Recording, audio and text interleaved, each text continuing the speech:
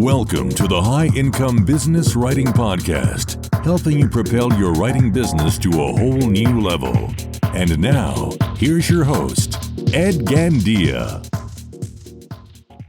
Hey there, welcome to another episode of the High Income Business Writing Podcast, the number one podcast for freelance writers, copywriters, and solo marketers who want to earn more in less time doing work they love for better clients. With over 1.3 million downloads from listeners just like you across 101 countries. Today's episode is a little different. Over the past year or so, I've been talking more openly about the changes happening in our industry. And in fact, a few weeks ago, I even made a declaration that the focus of this podcast and of my newsletter going forward in 2026 and beyond is going to be centered around AI and the disruption, the changes, and the opportunities this technology is creating for writers. What it's doing to business models, what it's doing to work demand, to our pricing, to the way we structure and present our fees, and what it all means for the kinds of roles that writers are actually being hired for.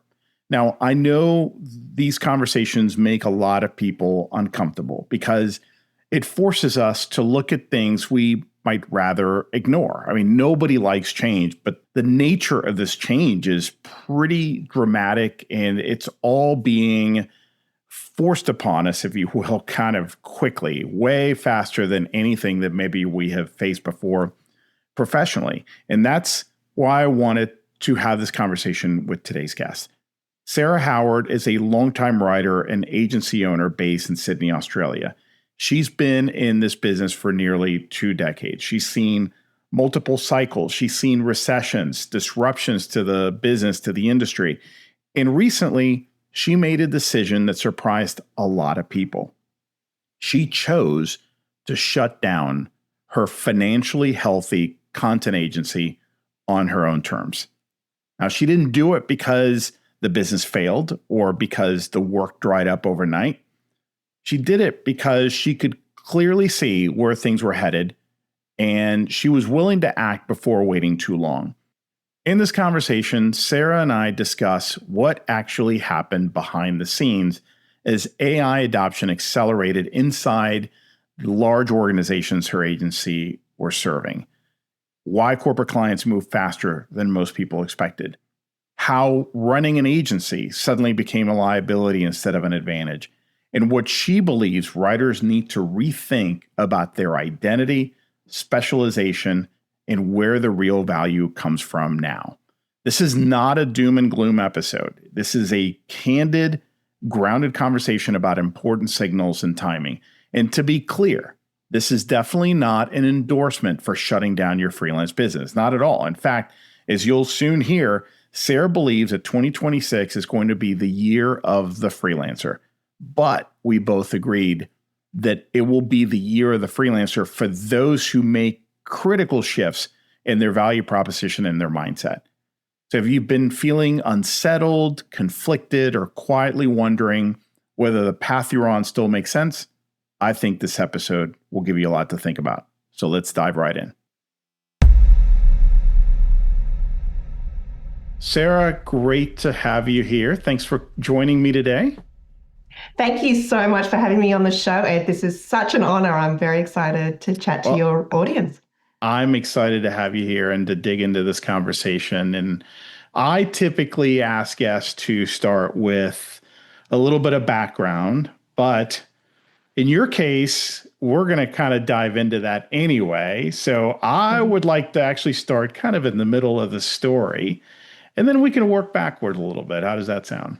Okay, let's go with it. So, all right, you reached out to me because, and we met a couple of years ago in Sydney during the Content Bytes Summit, and it was great to hang out, learn a little bit about your agency, which you'd been running for a while. But then a few months ago, you decided to shut it down, even though it was a financially viable business. So it's not like you were bleeding cash. It's not like you couldn't make payroll. You're in not a too bad a place. And this is not something you typically see, especially for a long-running content agency, creative agency. So why don't we start with that? Why don't you tell us what happened, what signals you saw that told you that it was time, and then you can give us also a little bit of background on what kind of business you were running. Sure. Thanks, Ed. Well, look, nothing like diving in the deep end of the ending of the story. But I've been running Writers Australia, a content and copywriting agency in Australia for 18 years, when in September I made the very difficult, but to be honest, right decision to shut it down. And there were a few things behind that. I mean, we think that financial stress is usually the reason that a business closes down, right? And that wasn't the case. My accountants were like, "Are you sure you want to do that? We're fine." There was lots of retained earnings in the balance sheet. Cash flow was okay.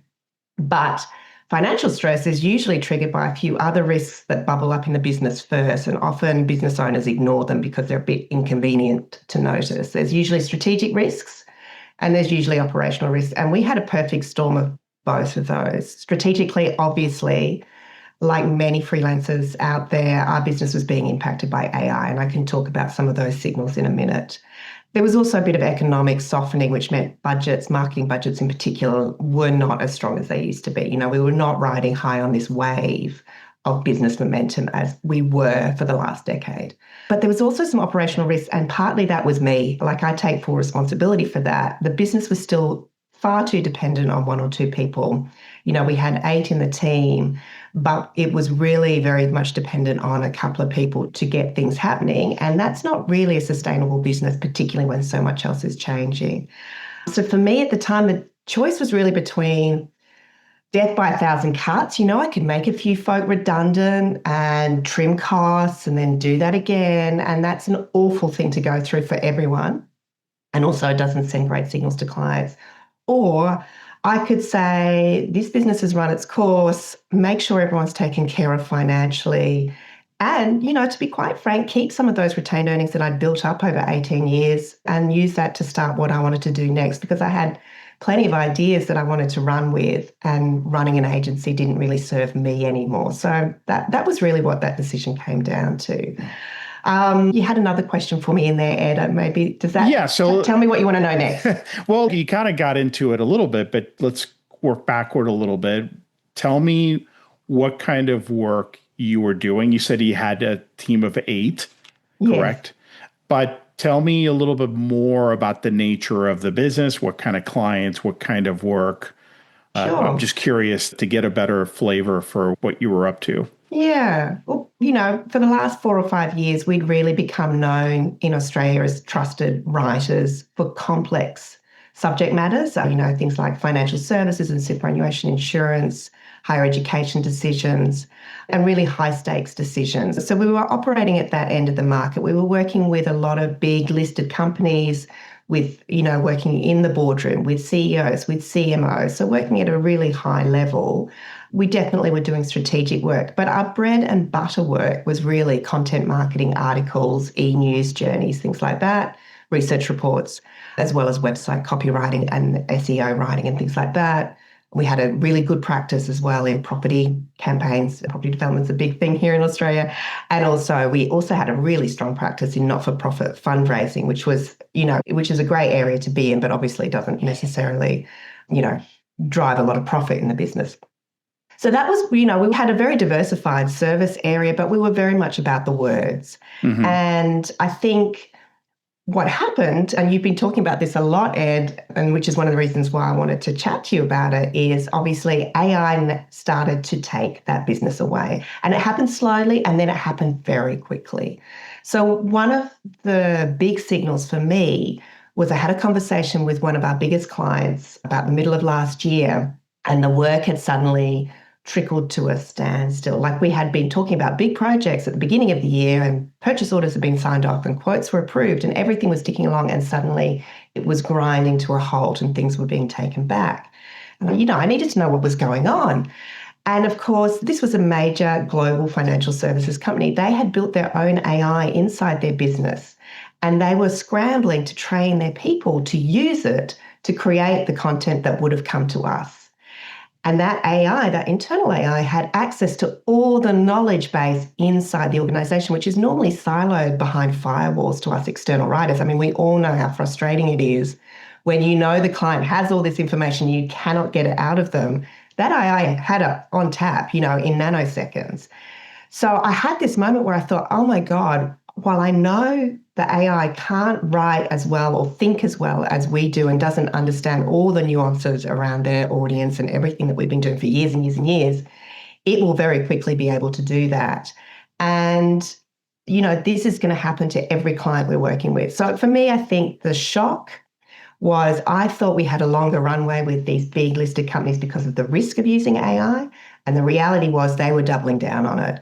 And I realized I had to completely change the strategy of the business to deal with that.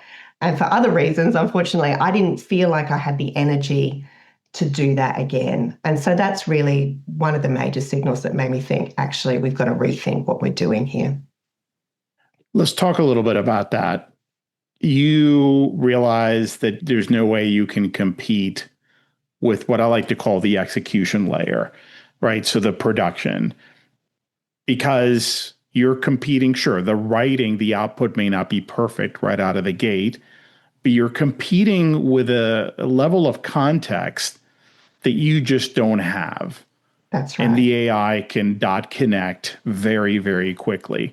You told me something when we connected a couple of months ago that, you had moved away from a capacity problem in your agency to one of capability once AI entered the picture. So in light of what you shared here, or maybe it's adjacent, can you tell me a little bit more about what that means and why that factored into your decision?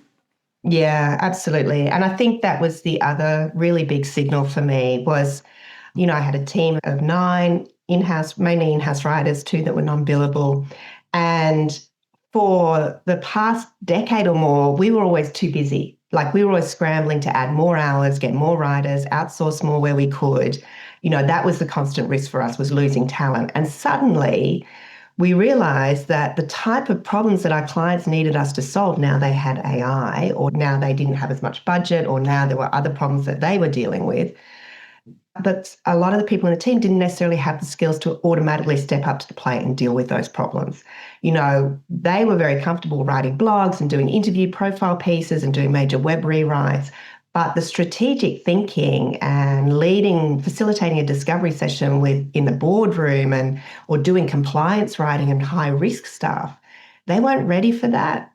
And the worst thing around this shift from a capacity problem to a capability problem is it was eroding our confidence. And that's a really personal thing, right? And I'm seeing that with freelancers as well when I talk to them. It's not just the fact that the work has changed and what my clients value from me has changed. That's actually, I don't know if I can do this. I don't know if I want to do this. And that's a really big thing for any individual to deal with. So for me, as a manager and a leader, helping people, coaching people through that was one thing that I was having to deal with, and while also trying to upskill them, while at the same time trying to scramble to do new kinds of lead generation with new kinds of work and business development, which until then, I've got to admit, I was pretty complacent about. So all of those things at once, it became quite a big burden, really. And I didn't want, my team are great writers, right? I didn't want them to lose their confidence. I wanted to show them that they still have value and relevance in this world. So that's a really hard thing to grapple with. And I'm sure a lot of people listening to this now are kind of like, oh, I think I'm feeling like this. And that's okay, right? We all need to work out where our value is now, and that we absolutely have it. Like as writers, we are thinkers, we are dot connectors, we are listeners, we are curious. And there's so many things that we can apply those skills for that our clients will value us for. And I'm happy to jump into those things too. Yeah, and we will. I guess to set the stage, tell me if I'm reading this correctly. I sense that there was an exhaustion on your part, not to try to not just now reshift your focus in your firm, but now having to lead your team through a totally new set of challenges and coach them through this process, getting them to reskill, deal with the baggage that comes with people not wanting to change to upskill to kind of the mindset issues that come up from that, that seems like a big weight to carry. Yeah. It seems like a lot of it, right, was that burden. Yeah. And look, I think that was really almost the main challenge for me because I've been running a business for 18 years. I was running on empty by the end of, before 2025 even happened, right? And I was also working through a succession plan with someone within my team, which was, something that had been ongoing for a couple of years. So at the same time as trying to change, I can't even use the word transform because we never even got anywhere near that, the agency model and lead the team and get new business coming through and run the business and do a lot of the new strategic billable work. I was also trying to execute a succession plan. And actually that's like 4 or 5 different jobs at once. Oh, gosh. And it wasn't really something that one person could do. And at the same time, I wanted to slow down. Like that was the whole point of the succession plan. So there's this incredible tension within me that is probably pure on the edge of burnout syndrome, right? And so again, I'm sure anyone listening now can go, okay, now I understand why she closed the business down. Like, I think, if you're working through that exit strategy, you're almost halfway out the door anyway and ready to let that go. So that was definitely part of it. But I think we cannot underestimate as entrepreneurs, as business owners, the real toll that a lack of energy, a lack of mojo, exhaustion, burnout, overwhelm, whatever you want to call it, that is a real risk for your business because if you can't summon that energy to want to get out there and drive the business, it doesn't happen by magic, unfortunately. And you do need to have that energy. You need to find the things that will excite you and give you that energy to want to keep building and going forward. Absolutely. I truly believe that there's no right or wrong here. My experience, having talked with hundreds of writers about this over the past 2 years, I think I can distill it to this one thing. There are different types of personalities out there. And also there are different parts of the journey that you may be on. If you're 28 years old, kind of in the early phase of your career versus 55, mid 50s, and, you've been at this for several decades, that plays a role as well. But in terms of AI and the disruption that that's creating, I find that there are some people who their whole identity was tied to professional identity, was tied to the craft. And it had been for many, many years. And suddenly the craft gets wiped away. And not really, but in your mind, that's what's happening. And you're thinking, well, that just destroys my career. So it's very binary. There are people like me who I never really saw myself or tied my identity to being a writer. To me, writing was always something I did well. It was a means to an end. But there were some other skills above that I felt were even stronger. And AI enables me to leverage those skills: strategy, synthesis, communication, critical thinking, things that all writers have, but they don't realize. But to me, I thought those are stronger skills for me. And writing was something that enabled me to communicate some of these ideas. So for me, AI is like having superpowers. AI, Absolutely. in my mind, just magnifies all of those other skills by 1,000x. So when you look at it that way, when I look at it that way, this is why I get so excited, because I see so many possibilities here. But I also respect, understand, and have empathy for those who don't feel that way, because they're wired differently, because their attitudes are differently about this stuff. So I can certainly understand. I just wanted to insert that there because I think, we're talking not just about our situations, but we're trying to be sensitive to where everybody is right now. And they're looking for answers and guidance. And, unfortunately, it's happening so fast that it's sometimes difficult to find that. Yeah, that is so true. And I think that there are so many different ways to make a living when writing is a strong skill. Like I do think writing as a skill is a superpower in itself. If you can communicate your ideas with clarity I mean, do you know how many people in the business world cannot do that? Like it's Most mind-boggling. cannot. Most people, right? And I actually really believe that it's even more important with AI to have that strong foundation in understanding the science and the art of effective writing, because that's how you judge whether something's working or not. You know, what I do worry about is the next generation coming through, which I include my kids, right, who are at university now, where they might not get that, you know, the deep skills training that we get as young graduates when we're forced to do things over and over and all the boring stuff, right, over and over again, which is how we develop the craft. If you don't develop that craft, I just wonder whether we'll lose something in terms of how we then use the tools to get a better output. Because for me, when you say AI it can turbocharge your skills 10 times, I absolutely agree. I think there's so many different ways to use it, and we're only just scratching the surface on all the different possibilities, which is why it's so exciting and also so overwhelming at times. And for me, what I find as a writer, it doesn't necessarily make me a faster executor. It makes the output better. And that's really where I see the potential for AI for us as craftspeople, as professionals, as strategic thinkers, whatever you want to label it as.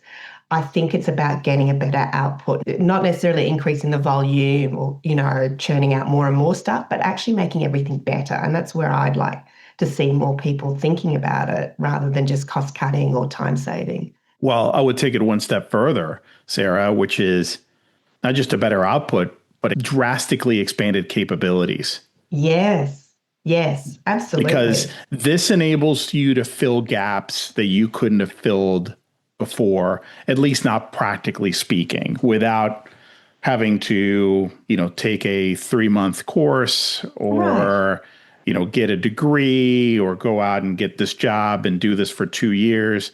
And I'm not saying that it's a perfect cheat code. I don't want to be misunderstood. What I'm talking about is you now have a thinking partner that enables you to fill a ton of gaps to a very competent level. And of course, if you already have that strong foundation, like you said, you have typically good judgment and you can see what's going to work and not going to work, even if you don't have the 3 years experience in that area. So to me, you're right. I think people who focus too much on the efficiency and they complain about it, I don't understand. This takes me just as long or longer to use AI. I think that boat has sailed. I think it's really about the better outputs and drastically expanded capabilities. And of course, that at that point requires imagination, which is, I think, a skill that a lot of people haven't really honed. But but writers have that in spades. Writers have that. Exactly. You know what, though? They have it. I will say this. I think too many have kind of shut the door on that because of fear and anxiety. Yeah. And when you're fearful, that confidence thing. Like your access to your creativity is drastically hampered. So I'll give you an example of that enhanced capability thing from my point of view. Like in August, I did this course with an Australian-based writer who's created a training program, awesome program, that helps you build your own AI CMO, so Chief Marketing Officer for your freelance business. And it's an email-based course. It was really fun.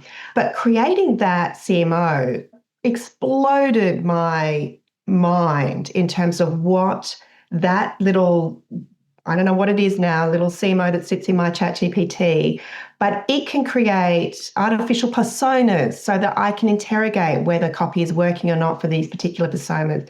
It can create strategy. It can create all sorts of different things. It can challenge my pricing internally in my own business and actually make me realize that I should be charging more.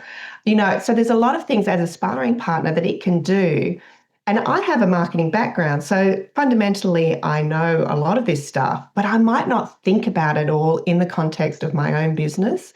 And so it has really enhanced those capabilities inside my business. And I think that's an example as well of why my realization that the traditional agency model probably isn't going to survive all of this. I mean, the big ones will, but the ones with the lean margins like my business won't, because non-billable staff, like a marketing person, you can replace some of those capabilities with the AI function. And this is where I think freelancers, again, will have an advantage, because they don't need to hire someone to help them with this stuff. They can create their own version of it. It's a synthetic version. It's not always right. You need to use your judgment and your experience to make sure it works for you. But, it's a lot easier to manage than a human being who wants to take vacations. So it's sort of, I'm sure some people listening to this going, oh my God, you're talking about replacing humans. But it's more about enhancing the business with a skill set that you might not otherwise be able to afford or include in your day-to-day. I don't think you're replacing humans. This is a great example because you could create a series of GPTs internally in your company as a freelancer that you wouldn't have hired these people anyway. Okay, right. So what you did is you expanded your capabilities in a way that didn't involve not hiring others. And you now have a greater capacity to add great value, to increase your confidence, to expand your skill set. If you have an internal CMO, a CFO, Chief Financial Officer, a COO, you have a content marketing assistant, a strategist, you're creating customer avatars. Think about all these things that you wouldn't have done before because you didn't know how, or you didn't have the skills, the experience, the knowledge that now you have. Is it perfect? No, it's not perfect, but it's a heck of a lot better than you would be able to do on your own. Absolutely. That's the point. And I think you even said, I love that you said in our conversation a few weeks ago, you believe that 2026 is the year of the freelancer. Right? So tell me more about that, because I think you were kind of hinting at that here with what you shared. Yeah. I mean, maybe the fact that I've now closed down an agency and returned to solopreneur status, it signals I'm putting all my bets into this. But you're a little biased. Yeah, maybe. But look, I think there's two amazing superpowers that freelancers have, and that's flexibility and focus. So, I mean, this is what I'm hearing from clients, right? I don't want to pay agency overheads or retainers. I don't have a lot of budget. My budgets are tighter, but I do need an expert that I can trust, who can work flexibly with my team, who I can plug into these projects. We can form teams around them. I need someone who's a strategic thinker that can help me get stuff done. So that's the role of the freelancer, right?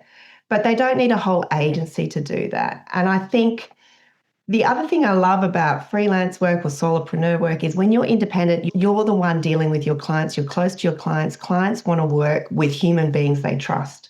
It's still very much a relationship game, right? And they don't want to be handed off to a junior or a bot. And I've always found it a lot easier to sell my services when I know I'm the one that's going to be delivering them. There's trust along the way. So look, I think all of those things are a lot easier when you're a freelancer. But the other thing is focus, because one of the challenges I have when I'm running an agency is you've really got to keep a lot of folks fed with payroll, right? You've got to keep that work coming through, make sure you've got consistent cash flow. That's a responsibility that you're accountable for. And it honestly does mean that you're often saying yes to work that maybe isn't really what you want to be doing as an agency, but we've just got to keep making budget. I think when you're a freelancer, you can really double down on what you're very, very good at, as a specialist. And this is the time to be doing that. If you can become a true expert in a particular niche or a sector or a type of client or a type of audience, even you might be the specialist in writing to small business owners because you know that demographic inside out and really become known for that, then that's something that you can do and use AI to make you even more effective at. But when you're in the agency, you've got to be a little bit more all things to all people, and that can become a little bit more challenging as well. So I just think as a freelancer, you're in control and you're not as accountable to everyone else in the team, but it doesn't mean you have to do it all on your own. And so I think one of the big aha moments for me when I was researching my book a couple of years ago was if I did it again, I actually wouldn't start an agency, I'd start a collective. And I would form groups of experts, freelancers, around projects. And I would have a go-to A team, and I would become known as that. That would give me all the joy of collaboration, which I do love, without the structural risks and the overheads of, in-house payroll. So that's kind of where I see maybe the best of both worlds. I love that concept, and I've heard of it, and I've seen a couple of people do this in the past. I'm curious, If you were to start today from scratch, how would you build a collective? How would you go about thinking through that and assembling the right kind of team? Yeah. I think a lot of us already know who we enjoy working with or who we respect for different types of skills. So I think there's two ways to think about it. You can either find a group of people who do similar things to you, other writers, for example, but probably more effective is to find people who do stuff that's complementary. So do you know a great, brand strategist? Do you know a great persona researcher? Maybe you don't need that if you've got your custom GPT, but things like that. Do you know a great photographer, videographer? Do you know a great project manager? And it depends on what types of projects that you have going on. The challenge with the collective is someone has to be responsible for bringing the projects in. So there has to be someone that will take the lead on business development or lead generation, or maybe it's a shared responsibility, or one person will be the point person for the client because they don't want to deal with 20 different people, obviously. But I actually have an example of where this worked really well. A couple of years ago, I formed a collective around a project for a major law firm in Australia. And we had a very specific campaign that we were working on. And so because it was a very narrative-led campaign, I took the lead on that project from a strategic point of view. It was a storytelling thing. But we had to get a really great videographer, a really great project manager, a really great designer on board to create the microsite and all the other assets that went through it. And it was such a joy to work with 4 or 5 people who were at the top of their game. Like each one of us knew exactly what we were doing and we could collaborate to make something even better. And then at the end of the project, we dispersed and we went, that was awesome. Let's do that again. We just got to find the right project. But the most important thing is the client loved it. And afterwards, the client admitted to me that that was actually a far more cost-effective approach for them than an agency, which was the way they would have normally done that. But also, they really loved working with people who just knew what they were doing and got on with it. So it was a great experience. And I think if we can find a way to do that more, that might be a really nice thing for freelancers to come together and do.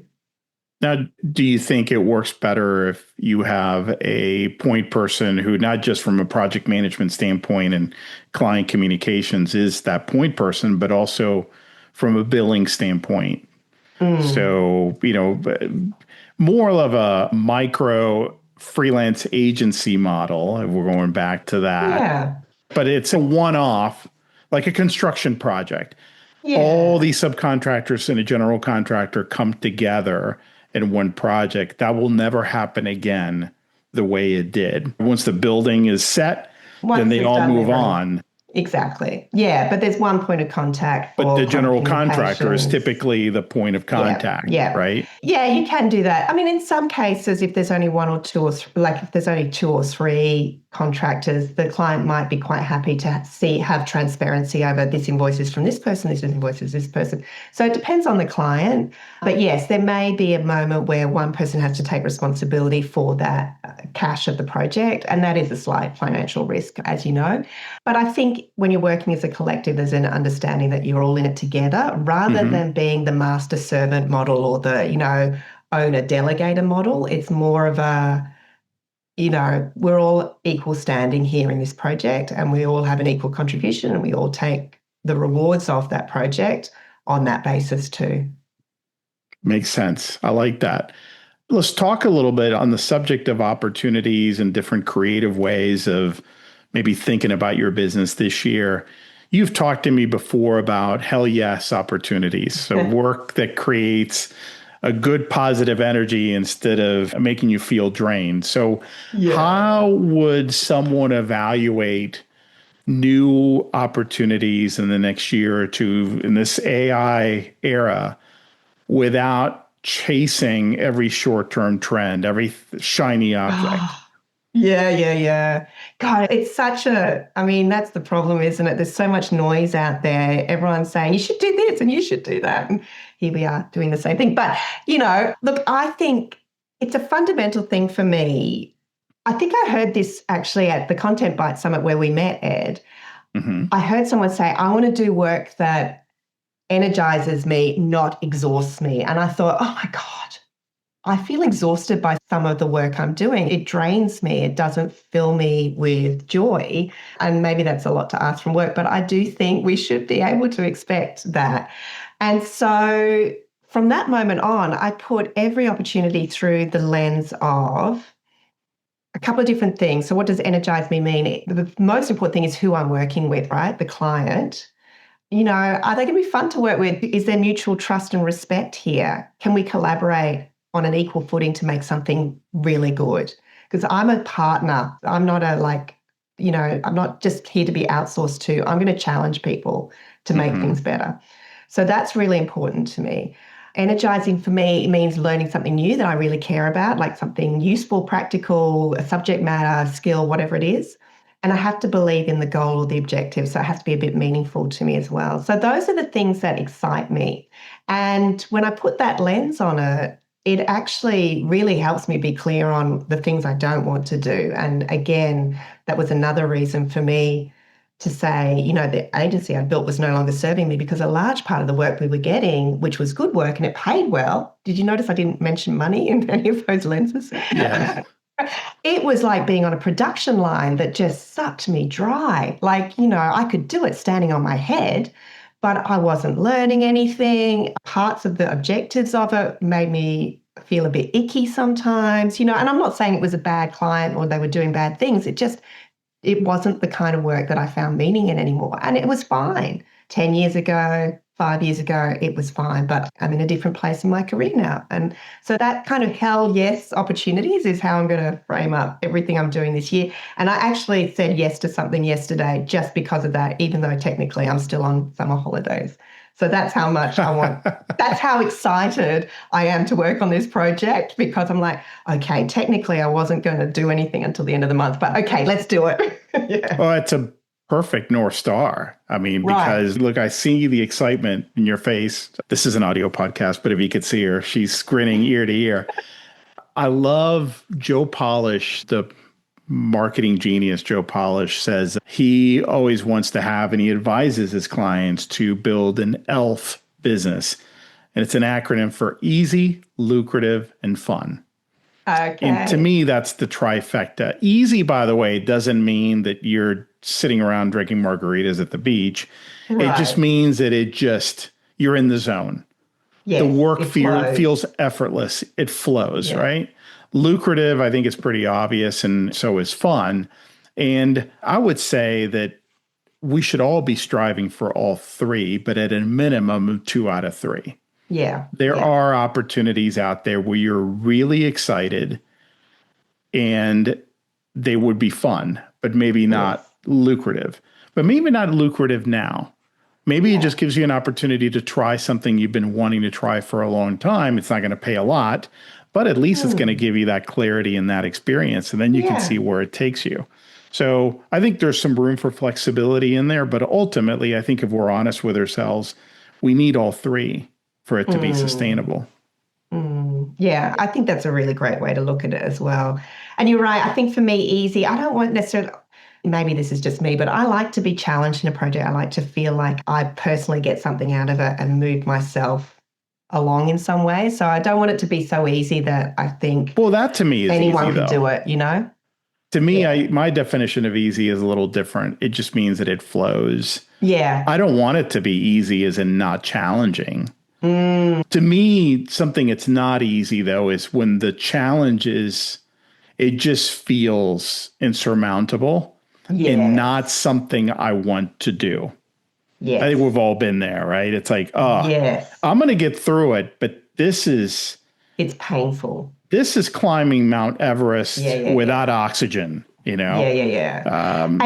those projects are it's not usually about the complexity of the subject matter or, the problem. It's often the people. The people, yes. The people, the client, just creating roadblock after roadblock or, death by committee or whatever it might be, or just another. Yeah, I think that's the thing to watch out for with those ones. I'm glad you mentioned that because we needed to qualify easy. I think many of us think, easy is in there's nothing to do. You're just collecting paychecks. But so I want to hear your advice for someone who's listening right now, but they're afraid to let go of what used to work. They know they're listening to this and resonating very much with your story.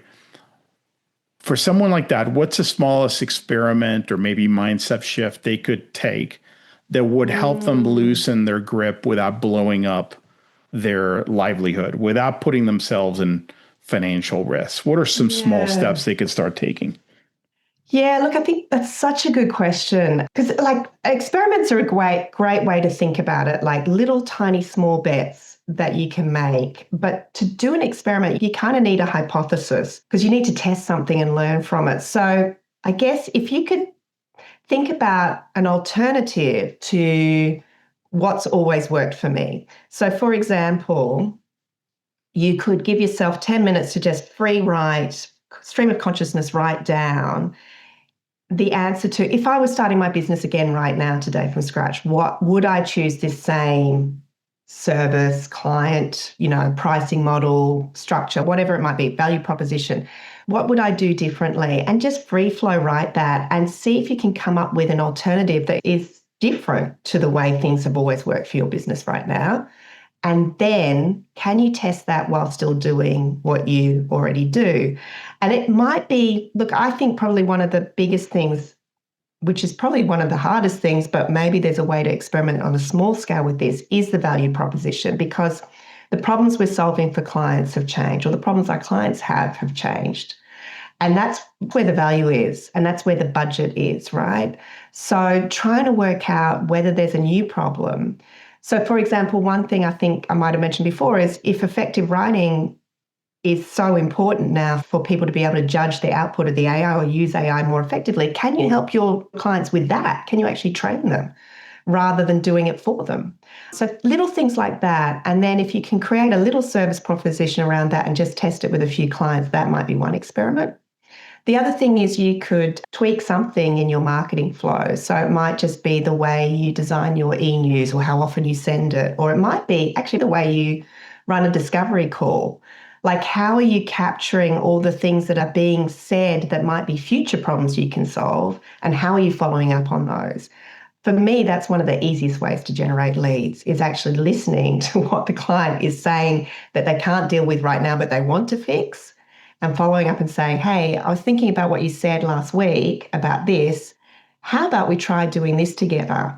That's usually where I get the best projects, because it shows that I'm listening to what they actually need help with. So little things like that might be experiments you can run while still doing what you're already doing that you're comfortable with at the same time.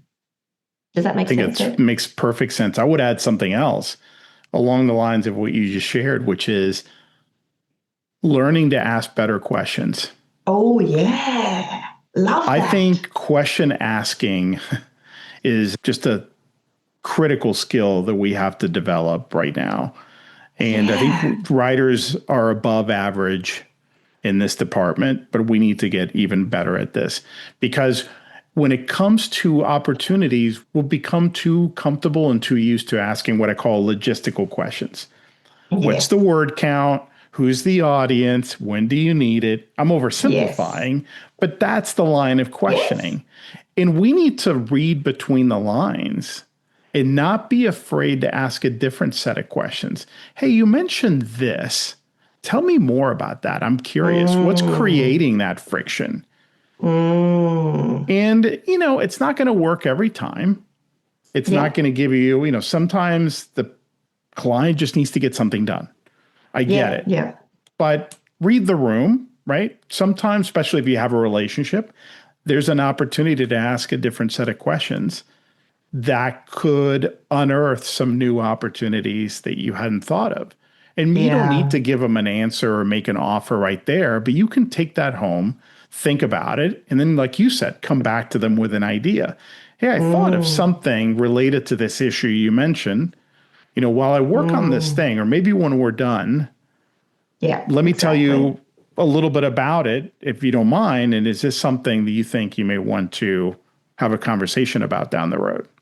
Yeah. I think that's such a great idea.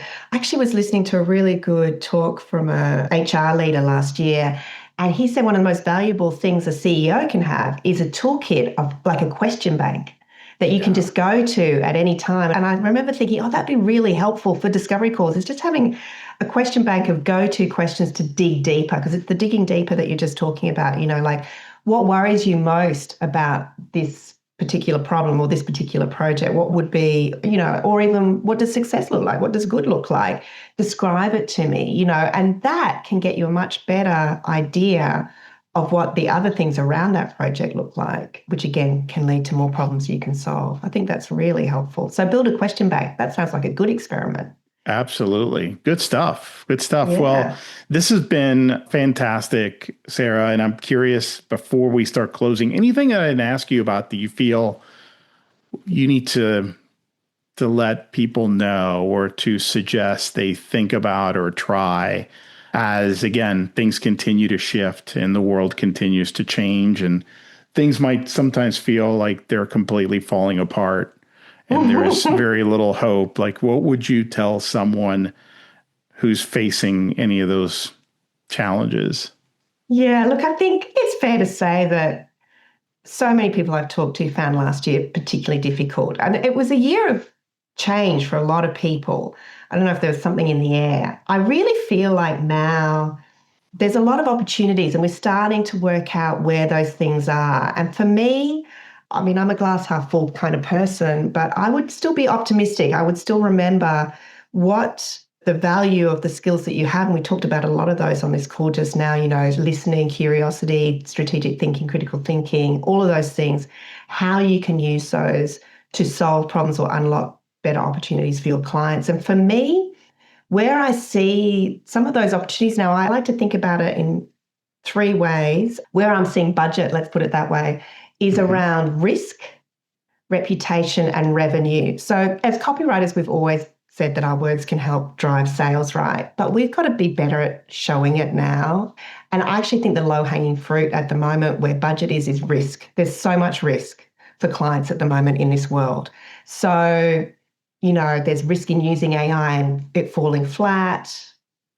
As a writer, how can you help them avoid those risks? There's risks with compliance. There's all sorts of risks out there. So I think if you're trying to work out how to pivot, I would be looking at adjacent areas that can help your clients with those particular problems.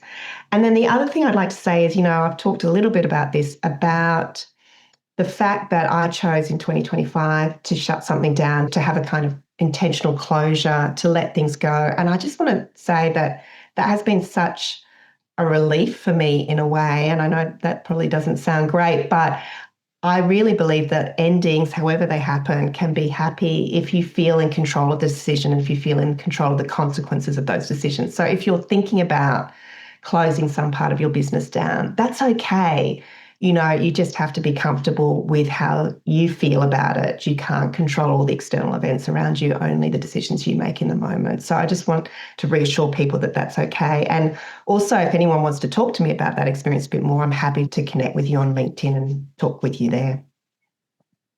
I have nothing to add. That's a perfect place to close. Yeah, that was very wise. So thank you, Sarah. I fully agree with you. I've talked a lot about the opportunities that I see emerging. Look, constraints will always be there.